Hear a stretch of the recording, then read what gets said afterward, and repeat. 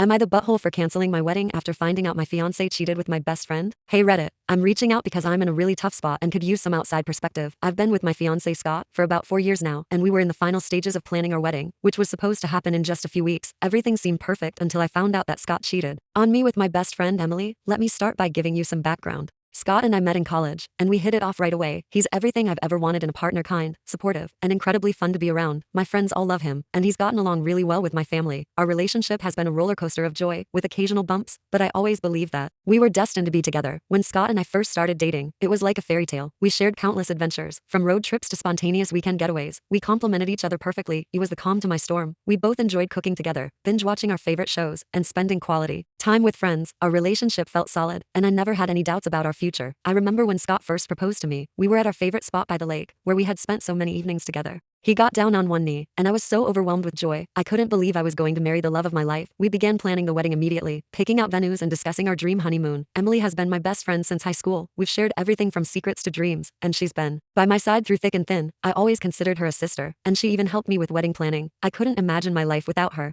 We had always promised to support each other no matter what, and I thought that bond was unbreakable. We had countless conversations about relationships and love. She was my go-to for advice, and I always felt safe confiding in her. Little did I know that she was harboring secrets that would shatter my world. A few days ago, I was going through some messages on my fiance's phone while he was in the shower. I know it's not ideal to snoop, but I had this nagging feeling that something was off. I found a string of texts between Scott and Emily that left me absolutely shattered. They weren't just flirtatious. They were deeply intimate and explicit. I was in disbelief as I read their exchanges, and my heart sank when I realized that they had been seeing each other behind my back. When Scott came out of the shower, I confronted him right away. I felt like I was in a dream, unable to process the betrayal I had just uncovered. He initially denied it, but when I showed him the messages, he broke down and admitted everything. He claimed it was a one-time mistake and that it didn't mean anything. He told me he loved me and wanted to move forward, but I was in such shock that I couldn't think straight. After that confrontation, I felt like I was living in a nightmare. My heart was racing, and I felt physically sick. I tried to process what had just happened, but every time I thought about it, I felt more betrayed. I called Emily to confront her too, and she confirmed that it had indeed happened. She apologized profusely, saying she didn't mean to hurt me, but it felt so hollow. I told her I couldn't forgive her, and I ended our friendship right then and there. That night, I couldn't sleep at all. I kept replaying the situation in my mind, trying to understand how this could happen. I was devastated and felt utterly alone. I couldn't help but think about our wedding and what it would mean to go through with it now. How could I stand in front of our family and friends and pledge my love to someone who had so blatantly betrayed me? After several days of crying and feeling lost, I made the decision to cancel the wedding. I texted Scott to let him know that I couldn't go through with it. I told him I needed time to think and that I couldn't be with someone who had hurt me in such a profound way. Scott begged me to reconsider, saying he would do anything to make it right. He assured me it was a mistake he would never make again and that he loved me more than anything, but the love I once felt for him started to feel tainted by the betrayal. I felt as if I had been living in a lie. Now, my family and friends are split on the situation. Some think I did the right thing by standing up for myself and protecting my heart. Others believe I should have given Scott a second chance, arguing that everyone makes mistakes and that love is worth fighting for. I reached out to my family for support. My mom was firmly on my side, reminding me that I deserve someone who respects me and our relationship. My dad, on the other hand, was more pragmatic. He encouraged me to think about whether Scott was worth fighting for, but I couldn't shake the feeling of betrayal. Emily has also reached out, apologizing again and begging me to forgive her. She claims it was a moment of weakness and that she never intended to hurt me. I don't know if I'll ever be able to forgive either of them. So here I am, wondering if I'm the butthole for canceling the wedding. Did I overreact? Should I have tried to work things out instead of walking away? Or did I do the right thing by protecting myself from future hurt? The trust that once existed in my relationship has been shattered. I keep asking myself if I can ever truly trust Scott again. Trust is the foundation of any relationship, and without it, can love survive? These questions weigh heavily on my mind, and I feel more lost than ever. I'm not here to paint anyone as a villain. I just want to understand if I'm being unreasonable. Should I give Scott a second chance, or am I justified in my feelings of betrayal? As I continue to grapple with these questions, I also find myself reflecting on the nature of relationships. What does it truly mean to be committed to someone? How do you rebuild trust after it has been broken? These are all thoughts that swirl in my mind, complicating my feelings about Scott and our relationship. In the days following my decision to cancel the wedding, I found myself isolating from friends and family. It felt as though the world had turned upside down, and I was living in a fog. My once vibrant life had dimmed, and I struggled to find joy in anything. I had lost not just my fiance, but also my best friend, and the emotional toll was overwhelming. In moments of solitude, I tried to process what had happened.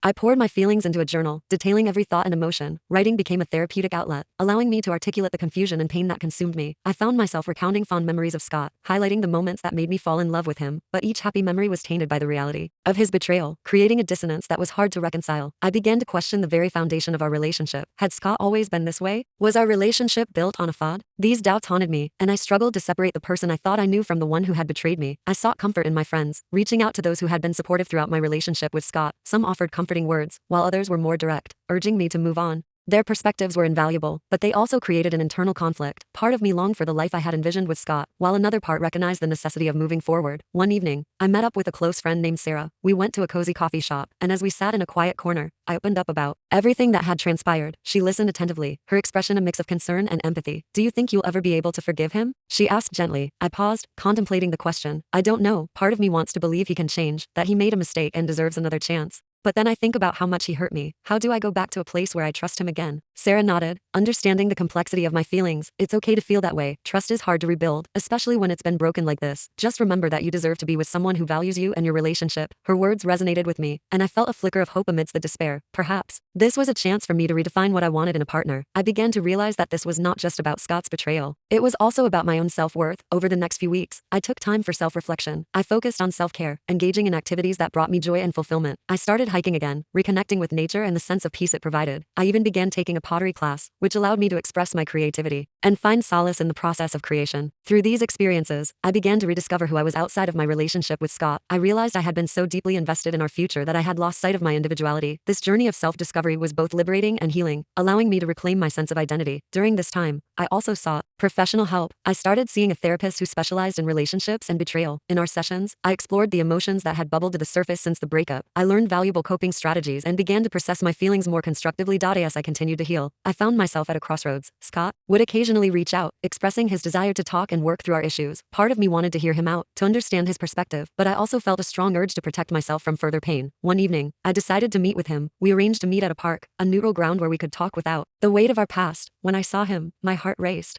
He looked just as handsome as I remembered, but the betrayal lingered like a dark cloud between us. As we sat on a bench, Scott immediately began expressing how sorry he was for what had happened. He described the guilt he felt and how he had never intended to hurt me. I listened, trying to gauge whether his remorse was genuine. "I don't expect you to forgive me right away," he said, his voice filled with regret. "I just want you to know that I made a terrible mistake, and I want to make things right." I took a deep breath, carefully choosing my words. "Scott, it's going to take time for me to process everything. What you did shattered my trust in you, and I don't know if I can ever fully forgive you. I need to prioritize my own healing right now." He nodded, understanding the weight of my words. "I get it. I'll wait as long as you need. I just hope that one day, we can find a way back to each other." Our conversation was emotional, filled with honesty and vulnerability, but as I left the park, I realized that I wasn't ready to consider reconciliation. The wounds were still fresh, and I needed to prioritize my own well-being before thinking about rebuilding any kind of relationship. Days turned into weeks, and I continued to find strength in my healing journey. I focused on my personal growth, surrounding myself with supportive friends and engaging in activities that brought me joy. I started dating again, not seriously, but just to dip my toes back into the dating pool. It was both exhilarating and terrifying, but I felt empowered by the idea of exploring new connections. One evening, I went out with a group of friends, and we ended up at a local bar. It was a lively atmosphere filled with laughter and music. As the night unfolded, I found myself chatting with a guy named Jake. He was charming and funny, and we clicked instantly. We talked for hours, sharing stories and laughter.